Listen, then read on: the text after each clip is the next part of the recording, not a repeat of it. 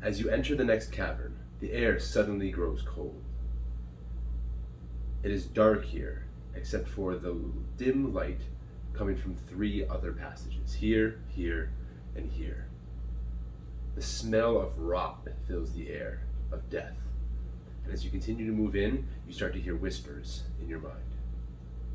Hey there, Dungeon Masters, Cartoon Lark here, and this week we're going to be looking at how to make the Nothic the best battle ever. Stay tuned.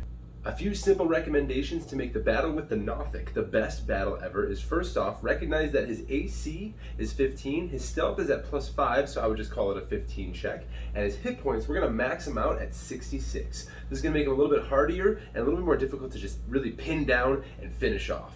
When the party first enters the battle with the Nothic, he's a crazed creature who can read minds, and that's something we really want to lean into. So the first round of, if you want to call it initiative, the players shouldn't know where the Nothic is, but because it's got true sight, it knows where they are, and it's going to be using its action on each of its turns to read the minds of one of them. As a Dungeon Master, you should have the players' flaws at the ready and some of their backstory, so you'll be using that against the other players. I want the Nothic to not only be reading the minds of others, but also to be telling everyone in the party the worst things about other party members. This will create some awesome roleplay later on, and it can also make it a little bit more difficult for players to decide who they're going to save when the Nothic finally strikes.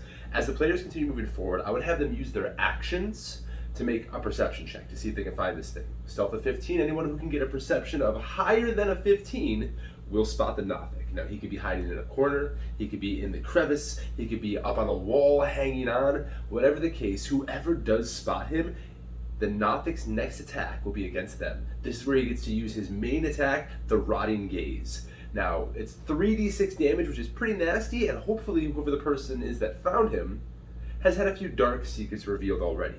So if they do go down at a level 2 party, maybe the party chooses not to save them right away. Maybe they let those death saves roll for a little bit, and it can create a very interesting situation for the characters within the game.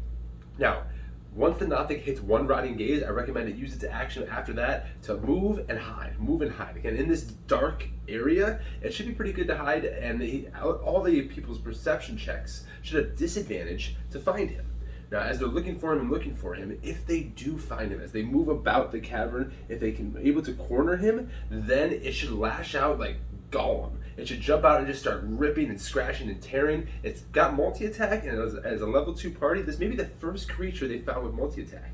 It'll use both of its attacks against a single party member, and then it'll use its next turn to run away, or even that same turn, if it still has movement, to start to run away, allowing those attacks of opportunity to slam against it. That's fine. It's got 66 hit points, so it can hit and run, and start to really focus in attacks against single targets, whoever it is that is able to find it.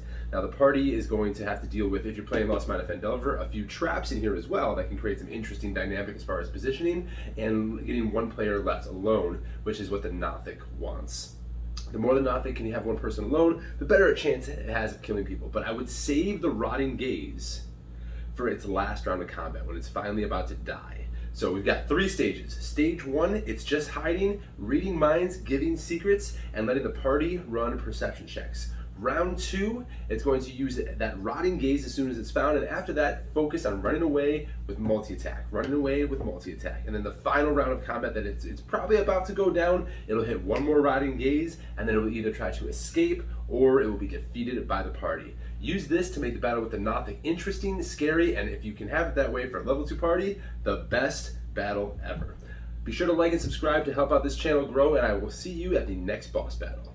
Play you later.